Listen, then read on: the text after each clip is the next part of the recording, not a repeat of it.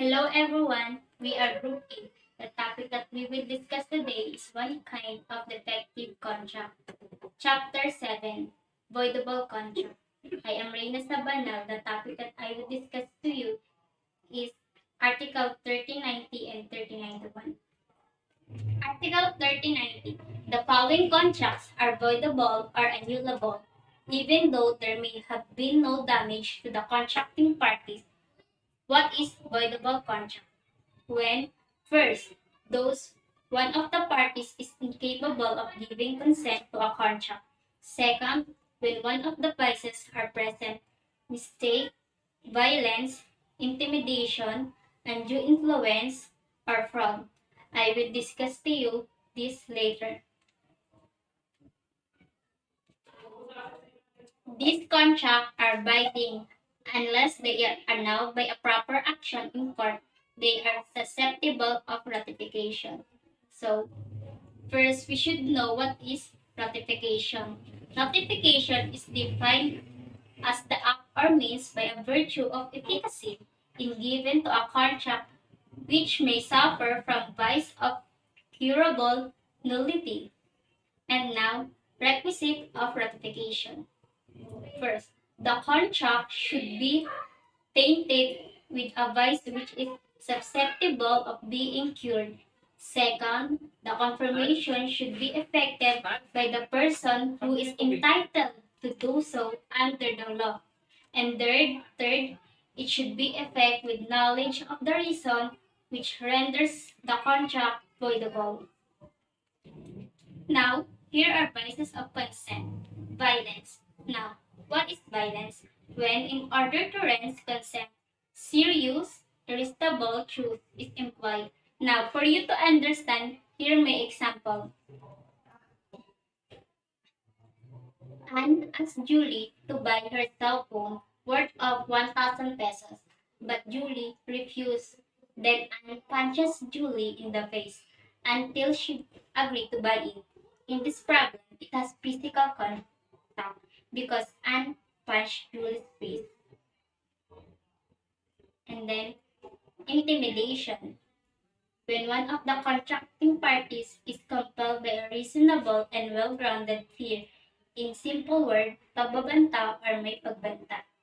For example, Ray asked Robert to sell Robert's house or else he will set Robert's house in fire. In this problem, Robert grounded by fear, therefore Robert sell his land. But of course, intimidation has exception. It's called legal threat. For example, he violated his right, therefore you have the right since he violated your right. Next vices is mistake. Mistake refers to the substance of the object, identity, qualification of a person or condition that have principally moved one or both parties enter into the contract. Take note, not all mistakes is intermediate in vices of consent. Here are some examples. Example number 1. Naruto and Sasuke entered into a contract of sale for a piece of land worth of 1 million pesos. The clerk who made the sale mistakenly typed 100,000. In this situation, it's not mistake, since the clerk who made the mistake, Naruto and Sasuke, and their contract is not affected at all. It's called perfectly valid. Now, example number 2. Gerald believed that Jerome is his long-lost brother. He agreed to give him a house and lot. This was a voidable contract since Gerald made a mistake for believing that Jerome is his long lost brother. It's called voidable contract. Example number 3. Sarah sold to Jade a diamond necklace. Later on, both of them found out it is fake. In this case, both of them mutually mistaken. It is a voidable contract. Next is fraud. Is insidious word or machination one of the contracting parties. The other is induced to enter into a contract. which without them or he would not have agreed. Example 1. Gary is a Rolex expert. In this case, the contract is voidable. The situation is said Gary is an expert. When we say expert, means a person who has comprehensive knowledge or skill. So therefore, mistake is not their word. And lastly, when one of the biases is present, is undue influence. First, we should know what is undue influence. It says that when a person takes improper advantage of his power over the will of another. For you to understand better, here's are my examples. Example 1. Your professor asks to marry you. You are at age, but the biggest factor for you to saying yes, it is because he is your professor. And if you say no, you are afraid that he might be disappointed or fail you in class. And then that's the end of Article 1390. Now let's move on the next Article 1391. The action of for annulment shall be brought within 4 years. This period shall begin first in case of intimidation, violence, or undue influence from the time to the effect of the consent ceased. Second, in the case of mistake or fraud, from the time of the discovery of the same. And then third, when the action refers to the contract entered into by minors or other incapacitated person from the time the guardianship ceased. Example 4, when the action refers to a contract entered into a minors. Rina sold Ronnie. Ronnie is 17 years old. Upon reaching the 18 years old, Ronnie can avail the annulment within 4 years until his last day of being 22 years old. So 18, 19, 20, 21, 22 of his last day of 22 years old. That's all. Thank you. My name is Micaela Gaita, and I am here to discuss to you the 4 articles under the Chapter 7 Voidable Contracts. So let's proceed to the first article. Article 1392. Ratification extinguishes the action to annul a voidable contract. So this is a ratification. Despite of having a defect on your contract with the other party, you still prove that contract as a valid or you still bind it. So in short, ratification cleanses the contract from all its defects. This is the effects of ratification. First, the action to annul a voidable contract is extinguished. Hence, the contract becomes valid. Second, the contract is cleansed of its defect from the beginning. So I will give you an example. X, a minor, bought a land in installment from Y. So upon reaching the 18 years old or upon reaching the age of majority, X continued to pay Y from of that land. So ito yung ratification. So ang gagawin natin, pag isa-isahin muna natin yung example na ibinigay. So ito nga si X is minor pa lang siya.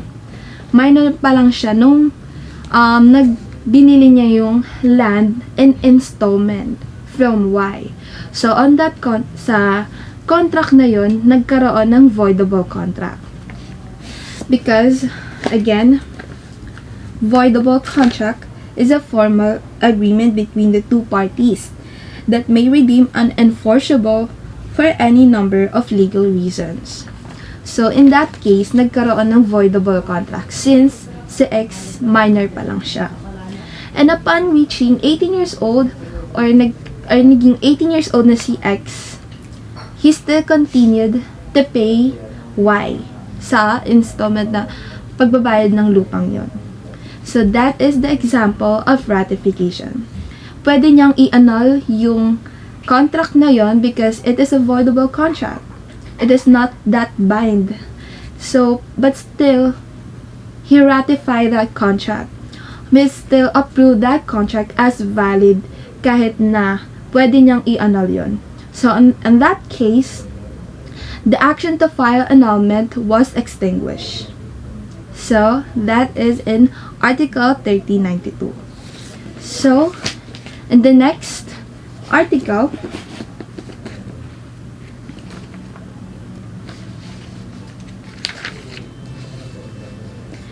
Article 1393. So, ratification may be effected expressly or tacitly. It is understood that there is a tacit ratification if, with knowledge of the reason which renders the contract voidable and such reason having ceased, the person who has the right to invoke it should execute an act which necessarily implies an intention to waive his right. So, according to my research, so ratification can be made expressly or in among impliedly. So, what is expressly ratification and impliedly ratification? So, first, in expressly ratification, it can manifest in word or in writing. And the second, in implied ratification, it could be from the act or a conduct. Ayun. So, sino nga ba ang makakapag-ratify? Yung makakapag-ratify, yung may right na i-extinguish yung action ng contract for annulment. So, who can ratify? So, ayun nga, dahil nga katulad ng sinabi ko, diba, who can ratify? That is the one party who can annul a voidable contract. So, katulad ng ibinigay kong example kanina, si X, minor pa lang siya, binili niya yung land in installment from Y. So, sa kontratang yun, it is voidable because it is unenforceable and it is not that bind. So, ang nakakapag-ratify lang nun is si X kasi since minor pa lang siya nun. And upon reaching 18 years old, pwede niyang i-annul yung that contract or still approve or ratify it. So, ayun. So, how can ratification occurs?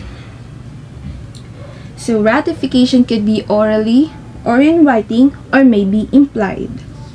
So, that it is in Article 1393. So, let us remember that in ratification, so in Article 1392, the ratification from the given example can be the action to file for annulment was extinguished.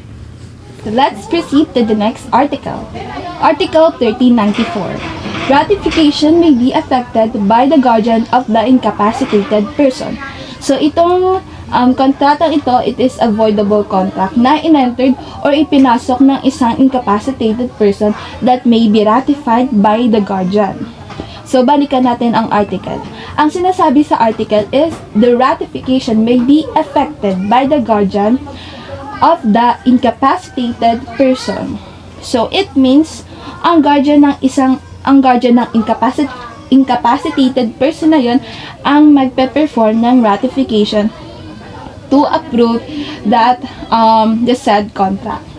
So, the example of this is si X, isa siyang special needs, bumili siya ng isang laptop in installment from S.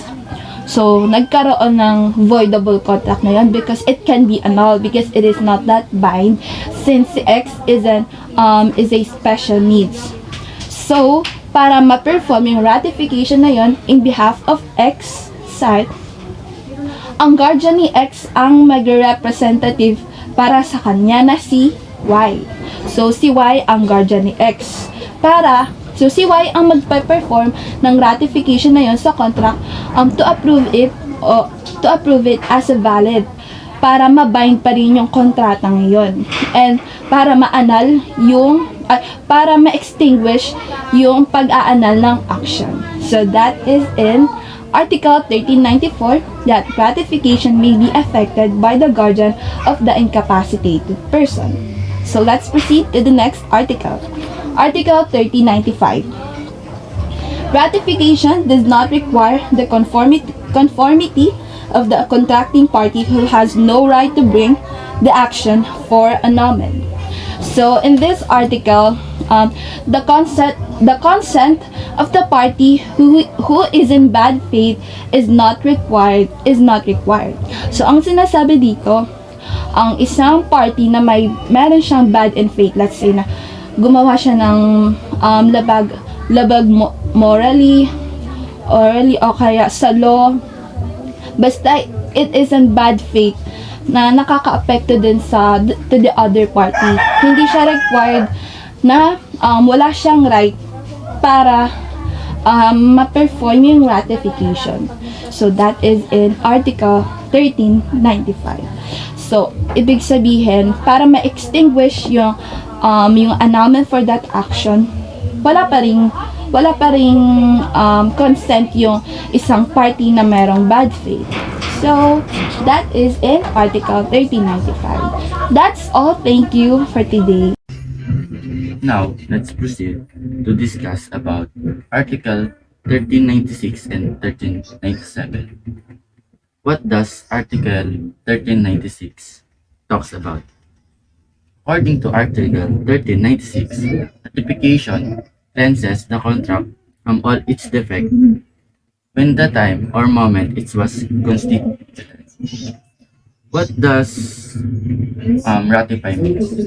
Ratify means is to enact or to approve a given contract or legally binding act. So, in other words, ratification cleanses the contract from the time that it was executed.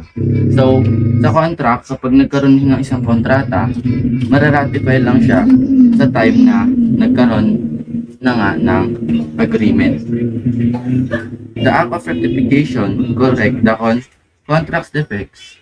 So, ayun na nga, yung ratification, ginagawa niya yung isang kontrata na maging malinis ulit. And then, making it as the contract had never been defective in the first place. The cleansing of a voidable contract goes back to the time when it was formed. So, bumabalik siya dun sa time na ginawa yung isang agreement o isang kontrata.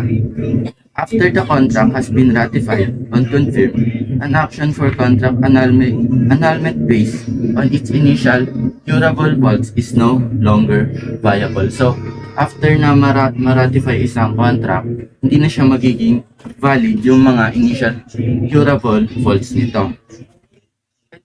And dito sa Article 1396, nagkakaroon siya ng retroactive effects. Example, A, who is a minor, sold his property to B. The sale is voidable to A's minority. After reaching the age of majority, and kapag after reaching na pwede na siyang umenter sa isang contract, A borrowed money from C, disgusted with C's charge of high interest. A ratified the sale he made in a favor of B. A's intention was to avoid paying his obligation to C. So, yung intention ni A is hindi siya magbayad ng utang niya kay letter C na may mataas na interest. So, ginamit niya si letter B. So, dahil nga nangutang siya, may obligation siya. He may rescind or take away or pwede niyang bawiin yung sale na naganap kay A nung siya ay minor pa. The retroactive effect of the ratification which cleanses the voidable contract of its defect from its inception or from the beginning will not affect or prejudice, prejudice the rights of C, who is an innocent third person. Dahil nga innocent third person si C, hindi maapektuhan nito yung prejudice or rights niya. Now, let's proceed to Article 1397.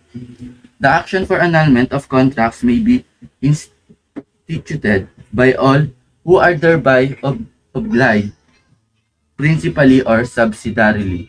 However, persons who are capable not allege the incapacity of those with whom they contracted, nor can those who exerted intimidation, violence, or undue influence or employed fraud or caused mistakes base their action upon the clause of the contract. So ano nga ba yung sinasabi sa Article 1397?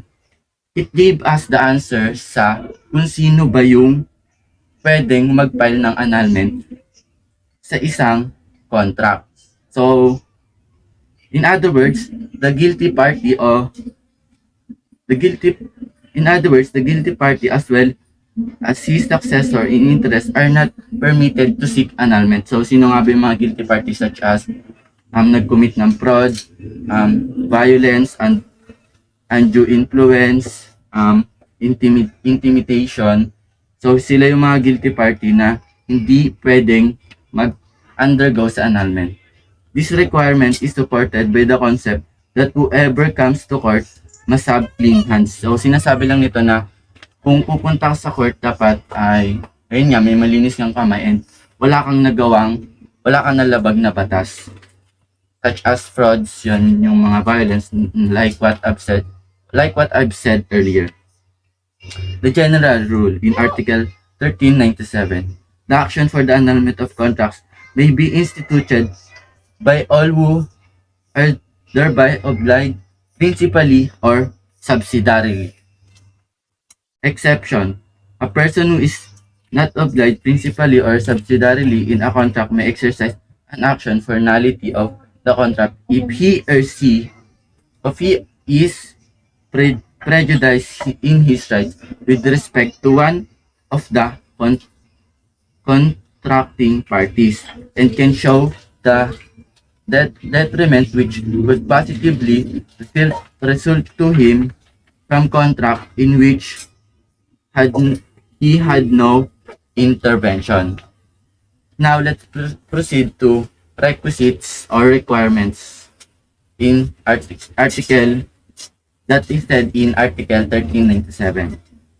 The plaintiff must have an interest in the contract. So what does it mean? Yung complainant lang yung is mas concerned or may interest siya sa isang kontrata, sa isang agreement na given. So the action must be brought by the victim and not party responsible for the defect. So in this case, syempre yung victim lang or yung complainant lang yung pwedeng mag-file ng annulment, hindi yung accountable or gumawa ng fraud or sa mga na lumalabag sa batas. Example, A sold tons gold of bar to B and he is minor for 2 million pesos. Later, the price of gold prices such as A could have sold it for 9 million pesos. If B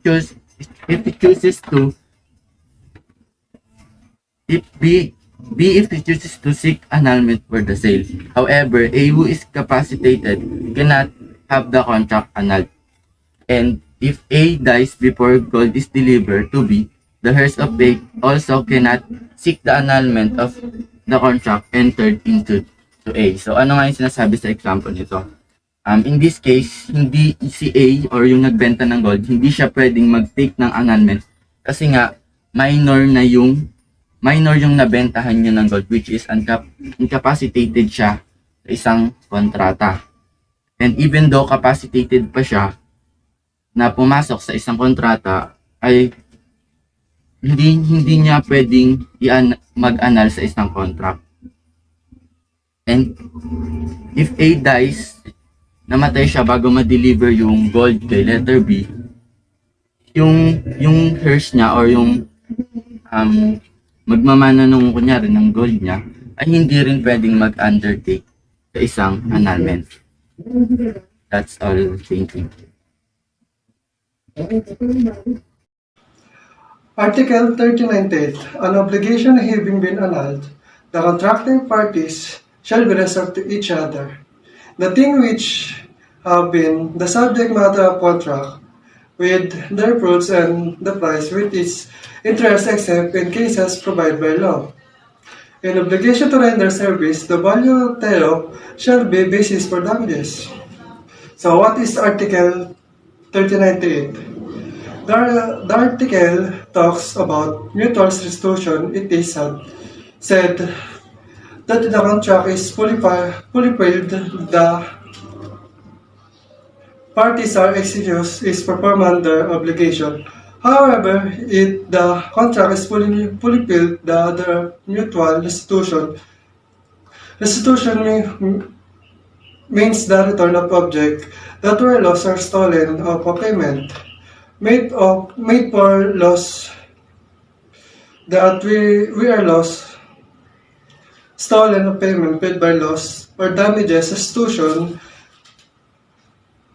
can either be a legal remedy or it can be equitable remedy. This depends on the claim made by the plaintiff and nature of the sought remedies. Mutual restitution means bringing the parties back to their original status rather the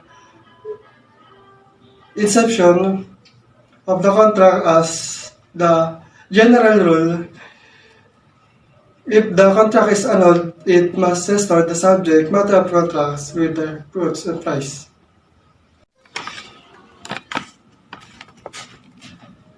Since interest seconds in the personal obligation we are service is already done, the value thereof will be basis for damages. For example, if a piece of land leased of 1 year with the land, deliver and rent paid in advance for full period, and then the contract is annulled after 4 months. The mutual restitution cannot be total. The lease has returned land, but lessor shall not obligate to return full of amount rent received by him, but only corresponding to unexpected 8 months. Then, Article 1399, when the effect of the contract consists in the incapacity of one of the parties, in an incapacitated person is not obligated to make an restitution except insofar as has been benefited writing or price received by him. 1304. So what is Article 1399? The law generally favors the incapacitated or disadvantaged person. No restoration is required of him. Control properly or other relation which of one the party is disadvantaged to his normal difference, ignorance, indigence, mental weakness, tender age, and other handicap. The court must be vigilant for this protection. Exception to balance things of minor receive something by virtue of contract that we are done solely and exclusively because of incapacity and must make a restoration insofar as been benefit from the thing or price received by him. He was no obligated to make repairs that did not benefit. However, a contract declared null and where for other reason, the general rules of mutual restitution in Art 1398 applies. For example, two minors together with their mother borrow money during the Japanese occupation from Villa Abril. The money was used to support the minors while While promissory note signed by minors promising to pay 10,000 in the field currency in 2 years.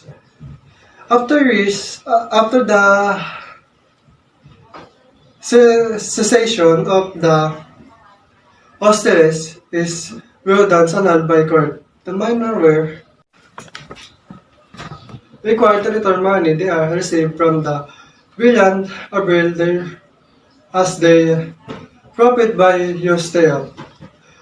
Whatever or not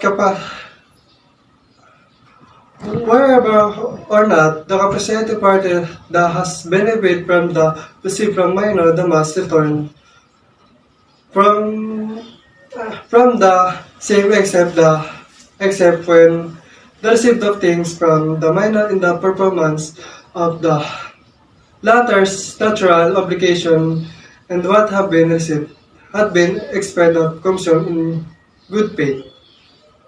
And yun, thank you. Article 1398 to Article 1399.